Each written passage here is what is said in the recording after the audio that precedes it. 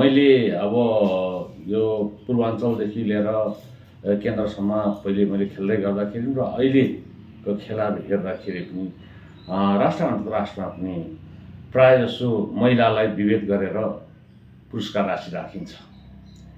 1 लाख रुपियाँ पुरुषको लागि राखिएको छ भने मेबी त्यस्तै 50,000 जस्तो महिलालाई राखिन्छ। तर यो विभेद यो गरिनुहुन्न भन्ने मेरो सिद्धान्त हो, यो होइन, यो क्लबको सिद्धान्त हो। किनभने लगानी त महिलाले पनि एउटा तपाईको यो चाहिँ के भने प्रकृतिले महिला र पुरुष बनाइदियो। आफ्नै किसिमको एउटा महिलालाई एउटा प्रकृतिले दियो एउटा आफ्नै किसिमको शारीरिक बनावट, होइन। त्यसले त्यसमा हामीले त्यो शारीरिक बनावट त्यो किसिमको छ भने उसको यो खेल प्रगति गर्नको लागि, खेलमा यो किसिमको प्रगति गर्नको लागि त उसले पनि आफ्नो शारीरिक बनावट हुन्छ त्यति नै लगानी गरे हुन्छ, त्यति नै परिश्रम गरे हुन्छ, होइन। त्यति नै दिमागलाई राखेको हुन्छ, उसले पनि त्यति नै चाहिराखेको हुन्छ भने उसलाई किन विभेद गर्ने? पुरुष र महिलाको लगानीमा त त्यो शारीरिक अब तपाईको ऊ मात्रै फरक हो। त्यो खेलप्रति लगानी गर्ने योगदान गर्ने कुरो त बराबर हो नि, होइन। त्यसले गर्दाखेरि जस्तै सपोर्ट भन्नु के फरक छ? दिमागकै कुरा, नलेजकै कुरा गर्ने हो भने के महिलाहरू के गर्न सक्दैन रहेछन् त? अहिले अन्तर्राष्ट्रिय खेलाडी बनेका छैनन्, होइन। प्लेन उडाउनेदेखि लिएर तल अटो कुदाउनेदेखि सिटी सफर कुदाउनेदेखि प्लेन उडाउनेसम्म महिलाहरू हाम्रै नेपालमा उत्पादन भइरहेको छ त। के उसमा के कम्ती छ त? एउटा शारीरिक डिजाइन मात्रै त फरक हो नि। त्यसले गर्दाखेरि यो मैले चाहिँ यस्तो विभेदित कार्य, महिला र पुरुषमा विभेद गर्ने कार्य चाहिँ यो लेटाङ नगरपालिका लेटाङ नगर भलिबल क्लबले तोड्ने चाहिँ एउटा भिजन चाहिँ मैले यो पहिले भिजन ल्याएको हो, होइन। यो चाहिँ विभेद गरिनुहुन्न। यो कुनै पनि आइन्दा एउटा नलेज एउटा किसिमको के बसोस् भने अब यो चाहिँ के भने त्यसलाई सबै वडादेखि लिएर नगर, जिल्ला, प्रदेश, क्षेत्र सबैतिर चाहिँ र अन्तमा राष्ट्रसम्म चाहिँ यो सन्देश जाओस् कि महिला र पुरुषको विभेद गर्नुहुन्न रहेछ। अथवा खेलमा जित हासिल गर्दाखेरि महिलाले पनि 25मै जित हासिल गर्नुपर्ने, यदि 2को अन्तर रह्यो भने बेस्ट अफ 5 भने बेस्ट अफ 5 खेल्नुपर्ने, बेस्ट अफ 3 भने बेस्ट अफ 3 नै खेल्नुपर्ने हो। पुरुषले पनि त्यही हो भने किन आखिर उति नै समय खर्चको छ, उति नै अङ्क पोइन्ट ल्याउनु पर्ने छ, किन फरक राख्ने त भन्ने कुरा, होइन तपाईँ? हजुर, मेरो चाहिँ त्यही हो। किनभने त्यति नै उसले खेल्नुपर्छ नि त। अब हिजोकै दिनमा हेरौँ 12 बजेको जको घाममा चाहिँ हाम्रो महिला टन्टलापुर घाममा खेलेन्, होइन। महिलालाई चाहिँ बिहान मात्र खेलाएन, शीतलमा, होइन, घाममा खेलाए अझ बढी। अब जस्तो कुरा नि, अब अर्को कुरा तपाईँलाई अलिकति तपाईँको क्लबले, तपाईँहरूले खेलाडीलाई बन्देज पनि गर्नुभयो, होइन? खेल्न रोक लगाउनु भयो खेलाडीहरूलाई। यो अन्याय होइन खेलाडीमा? कसरी अन्याय र कसरी रोक्यौँ र हामीले? अब जस्तो बसाइसराई गरेर आएको खेलाडीले लेटाङ्गोले पनि खेल्न पाएन, अरू पालिकाकोले पनि खेल्न पाएनन्, बसाइसराई गरेर म त्यहीँ बसेर खेल्छु भन्नेहरूलाई चाहिँ किन रोक्नु भयो तपाईँहरूले?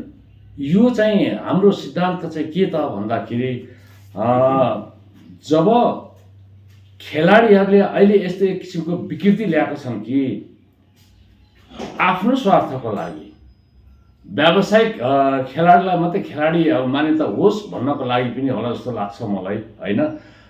भावी पुस्ताहरूलाई, उदयमान खेलाडीहरूलाई चाहिँ ओझेल पर्ने काम गरिरहेछ। जस्तै अब तपाईँको हाम्रो सिद्धान्त भनेको विशुद्ध पालिकाको मात्रै खेलाडी हुनु पर्यो। त्यो अन्तैबाट किनेर ल्याएको बसेसराई, अस्थायी बसेसराई भनौँ अब स्थायी भनौँ, एकजना व्यक्ति मात्रै बसेसराई ल्याएर त त्यो आज यहाँ लेटाङ नगरपालिकामा खेल्नलाई एकजना व्यक्तिको, एकजना खेलाडी अथवा 2जना खेलाडीको बसेसराई लिएर आयो। त्यो मान्छे भोलि भद्रपुर खेल्न जानु पर्यो भने फेरि त्यहाँ पनि बसेसराई लगेको हुन्छ। त्यसले गर्दाखेरि त तपाईँको त्यहाँको स्थानीय नगरपालिकाको नगरभित्रको खेलाडी त ओझेल्नु पर्यो, त्यो उदयमान खेलाडी त ओझेल्नु पर्यो नि त।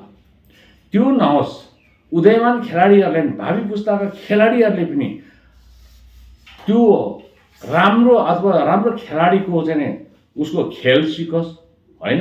उसले मैले अब तालिम गर्नुपर्छ कि अथवा मैले के मेहनत गरेर चाहिँ ऊ जस्तो खेलाडी बन्न पाऊँ भन्ने किसिमको मेसेज उसलाई पनि त्यो दिमागमा त्यो जाओस् भन्नको लागि चाहिँ हामीले त्यस्तो व्यक्तिगत एउटा सिङ्गल व्यक्तिको चाहिँ खेलाडीको मात्रै बसेसर लिएर आएकोलाई चाहिँ हामीले मान्यता नदिएका हुन्छ। ऊ आफ्नै नगरपालिकामा खेल्ने नि होइन, उसले आफ्नो नगरपालिकामा त खेल्नु पाउँछ त मात्रै। अब तपाईँको एउटा नगरपालिकादेखि अर्को नगरपालिकामा बसेसर लगाएर खेल नदिने कारण त्यो नगरपालिकाको खेलाडी उदयमान खेलाडी ओझेलमा नपरोस् भन्नको लागि र उनले बकैदा परिवारसहित ल्याएको छ भने त्यसलाई हामीले बन्देज लगाएको छौँ न त। सिङ्गल ल्याउनेको लागि यो विसङ्गति हो, विकृति हो, त्यसले गर्दा यो रोक्नको लागि पनि हामीले चाहिँ यो विशुद्ध पालिकाको मात्रै खेलाडी कस्तो रहेछन् त भनेर त्यो चिन्नको लागि, त्यो जान्नको लागि पनि हामीले चाहिँ यो किसिमको निर्णय। तर जसरी उसले बसेसर गरेर आइसकेपछि त ऊ त्यही पालिकाको भयो नि त होइन र? हजुर। किन खेल्न पाउने? बसेसर सिङ्गल बसेसरलाई चाहिँ त्यो पालिकाको भनेर मानिँदैन। त्यो पेसेवर खेलाडी हो होइन। ऊ त्यो मान्छे त्यो खेलाडी चाहिँ एउटा पैसामा बिकेर पेसाको लागि अथवा जस्तो तपाईँको कुरालाई सरस्वती हेर्दाखेरि चाहिँ नागरिकता देखाएर एउटा पालिकाबाट खेल्छ उसले, अनि बसेसर देखाएर अर्को पालिकाबाट खेल्छ। यो भिन्नतालाई, यो विकृतिलाई तोड्नको लागि चाहिँ त्यसो गर्नु भएन? हजुर हजुर हजुर। यदि बसेसर गर्छ उसले त्यही मात्रै खेल्नु पर्यो, नागरिकता देखाएर अर्को ठाउँबाट खेल्नु भयो? खेल्नु पाइएन। त्यो नागरिकता देखाएर बसेसरको यो भोट कार्ड, राष्ट्रिय परिचय पत्र देखाएर खेल्नु पाइएन। अर्ग्यानिक ऊ बसेसरै आएको र नगरपालिकाले सिफारिस गरेको मान्छे हुनु पर्यो, त्यसले मात्रै खेल्नु। तर नगरपालिकाले त बसेसर गरेर उसले व्यक्तिले ल्याएको छ भने त्यो व्यक्तिले मान्ने हुँदैन भनेर नगरपालिकाले त्यो दिने ऊ पनि हामीले तोडिदिएको हो। त्यो व्यक्तिले चाहिँ मान्यता नदिने सिङ्गल व्यक्तिलाई चाहिँ। जस्तै बसेसरलाई गएको छ, बसेसरले कागज लिएर एक ठाउँमा गएर खेल्ने, अनि अब अर्को आयोजकले चाहिँ आयोजना गर्दाखेरि नागरिकता ल्याउनुपर्छ भनेपछि नागरिकता फेरि उसको अलरेडी अर्कै पालिकाबाट बसेसर गरेर आएको नि त होइन? त्यो पहिलेकै पालिकाबाट खेल्न जाने पायो होइन? हजुर, त्यो पहिलेकै पालिकाबाट खेल्न जानु पायो। उसले नागरिकता कहाँनिर छ होइन? बसेसरै अब यहीँ ल्याएको छ भने त यहीँबाट पायो होइन। यदि अब बसेसरै ल्याएको छ भने त्यो नागरिकता उताको भयो। जस्तै धनकुटा जिल्लाको नागरिकता छ, ऊ लेटाङमा चाहिँ यहाँनिर लेटाङ नगरपालिकामा चाहिँ उसले परिवार शुद्ध बसेसरै लिएर आएको छ भने त्यसलाई हामी मान्छौँ होइन, त्यसलाई चाहिँ खेल्न दिने हो। तर उसको बसेसर एक ठाउँमा छ, यता नागरिकता देखाएर खेल्न त्यसलाई बन्देज। अथवा त्यो चाहिँ खेल्नको लागि मात्र आएको हो, खेल्नको लागि मात्रै पेसेवर खेलाडीसँग खेल्छ। अब जस्तो नि अब यो यति ठुलो प्रतियोगिता सम्पन्न गर्नुभएको छ होइन, यो चाहिँ ऐतिहासिक प्रतियोगिता पनि रह्यो किनकि पुरुष र महिलामा एउटा क्लबले आयोजना गरेको खेलमा समान पुरस्कार राशि छ। कतिपय अफिसियल गेमदेखि बाहेक त समान पुरस्कार राशि छैन होइन, देखिएको छैन पनि। यो सोचको बारेमा तपाईँले भनिसक्नुभयो। तर यति भइरहँदाखेरि लेटाङको दुईटै टोली चाहिँ उपविजेता मात्रै भयो, कमजोरी के भयो? यो कमजोरी भनेको अब हाम्रो आयोजक कमिटीको पनि अलिकति खेलप्रति चाहिँ त्यति चाहिँ अब जति चासो लिए तापनि व्यवस्थापनमा अलिकति ध्यान नपुगेको भन्ने पनि मैले महसुस गरेको छु। किनभने खेलाडीहरूलाई पूर्व तयारी गर्ने कुरामा विविध समस्याहरू अब आउँदो रहेछ। त्यो अब मैले आफै स्वयं पनि भोगेको हो, तर त्यही दिमाग मेरो पुगेन होइन। र कतिपय खेलाडीहरू चाहिँ अलिकति अब चोटपटक पनि लागे होइन। कतिपय खेलाडीलाई प्राकृतिक एउटा नियमले गर्दा समस्या परेर पनि त्यो किसिमको चाहिँ अब हार बिहोर्नु परेको छ। त्यो हामीलाई अब थाहा भइसकेको कुरालाई चाहिँ अब विभिन्न अब नाजायज आरोप प्रत्यारोप लगाउनु चाहिँ हुँदैन होइन। खेलाडीहरूले विभिन्न कारणले गर्दा खेल्न नसकेकै हो यो चाहिँ। र पुरुषको तर्फमा भन्नुपर्दाखेरि कम्पिटिसनै जाने टिम थियो हाम्रो पनि होइन, यो आयोजक टिम पनि र गएको पनि हो। 5औं सेटसम्म पुग्यो होइन, 5औं सेटसम्म पुगेको। त्यसलाई अब सोध्दा सिद्धा अब यो हारेकै हो नि त, अब हार्नु त हारेकै हो होइन। यो चाहिँ खेल्नै नसकेर हारेको हो, यो यति कमजोर टिम भनेर भन्नु मिल्दैन कि किन 5औं सेटसम्म पुग्यो नि त होइन। त्यसले गर्दाखेरि अब हार त नियमले गर्दा स्वीकार्नै पर्छ होइन। तर त्यति त्यसलाई चाहिँ नराम्रो हार होइन, त्यो एक किसिमको जितै हो भने जस्तो चाहिँ मैले महसुस गर्छु। यो आगामी दिनमा पनि यस्तो प्रतियोगिताको आयोजना गर्नुहुन्छ कि यो चाहिँ एउटा ऐतिहासिक बनाऊ, एउटा उदाहरणीय बनाऊ भन्ने भएर मात्र आयोजना गर्नुभयो?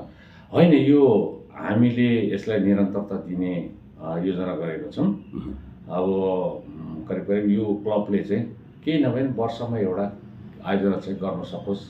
म त्यो किसिमको नजिर राखेर म क्लबबाट चाहिँ मेरो कार्यकाल पुरा भएपछि म त्यही किसिमको नजिर छोडेर एउटा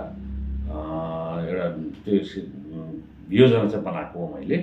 अनि त्यो भएर चाहिँ यो हामी आगामी दिनमा अब तत्कालै महिलाहरूको पुरुषहरूको 1 महिना 2 महिना तालिम फेरि हामी चाहिँ यहाँनिर सञ्चालन गर्नेमा छौँ। तर जस्तो नि तपाईँको यो कार्यक्रमलाई हेर्दै गर्दाखेरि चाहिँ यो निरन्तर जान्छ भनेर विश्वास गर्ने ठाउँहरू होइन नि त, किनकि तपाईँले प्रथम दोस्रो तेस्रो भनेर चाहिँ राख्नु भएन होइन, मात्र कोशी प्रदेश स्तरीय अन्तरपालिका पुरुष तथा महिला भलिबल प्रतियोगिता भन्नुभयो। प्रथम लेटाङ कप भन्न सक्नुहुन्थ्यो होला, अथवा चाहिँ कतिौँ संस्करण भएको थियो त्यतियो संस्करणबाट जोड्न सक्नुहुन्थ्यो होला नि, 5औँ 6औँ नगर लेटाङ कप भनेर पनि। त्यो नगर्दाखेरि चाहिँ यो चाहिँ एउटा ऐतिहासिक बनाऊ, उदाहरणीय बनाऊ, एउटा म्यासेज दिउँ भन्नको लागि मात्र जस्तो देखियो नि। है यो चाहिँ अब मुख्य सिद्धान्त त हाम्रो अब खेल जगतलाई चाहिँ अब यो प्रदेश नम्बर 1 भरि चाहिँ खेल जगतलाई चाहिँ अलिकति हामीले अब प्रमोट गर्ने एउटा उद्देश्यले नै गरेका हौँ। यसलाई चाहिँ हामीले अब ऐतिहासिक मात्रै नभनौँ, अब यसलाई चाहिँ निरन्तरता दिने तरिकाले चाहिँ हामीले चाहिँ अब एउटा योजना बनाएको।